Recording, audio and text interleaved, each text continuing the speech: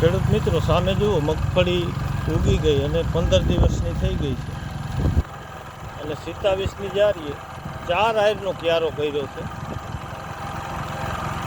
તો આ જે પાણી હોય ખેડૂત પાસે એ પ્રમાણે ક્યારો થતો અને આમાં હાથી આંકવાની મજા આવે. પાછો આપણે 2 આયરનો બેલો કરો અને આ 4 આયરનો દંતા ટ્રેક્ટરનો હોય, મોટા ટ્રેક્ટરનો, અને પૂરેપૂરી રાપું મેલો તો બધી આયરું ગાળામાં આવી જાય, ક્યાંય ખડ રહેતું નથી. અને સામે જુઓ, આ એ જ રીતે 4 આયરનો જ ક્યારો છે.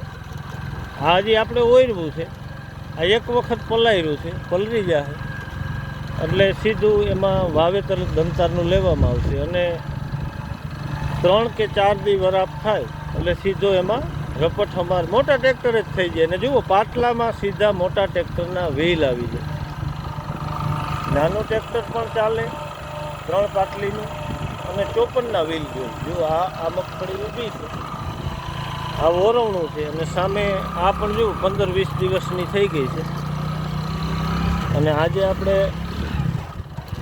6 મહિનાની 12 તારીખ 2025 અને અમારા સત્તાપર ગામમાં મગફળીનો ઉતારો સારો જ બેસે છે અને બધાના ખેતરોમાં પાણી છે પુષ્કળ. દાયમીસર ડેમ અમારા ગામની ઉપર સામે ડુંગર દેખાય ત્યાં છે.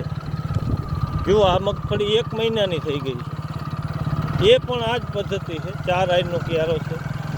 તો ખેડૂત મિત્રો, મગફળી વાવવાથી લઈ બિયારણ, ડીએપી અને એની સંપૂર્ણ પદ્ધતિ કે જેથી કરી ખેડૂતો સુધી સાચી માહિતી પૂગે અને જે ખેડૂત મિત્રો મગફળી નથી વાવતા ને એને પણ આ ઉપયોગી થાય એવી માહિતી આપણા ચેનલ દ્વારા મળશે.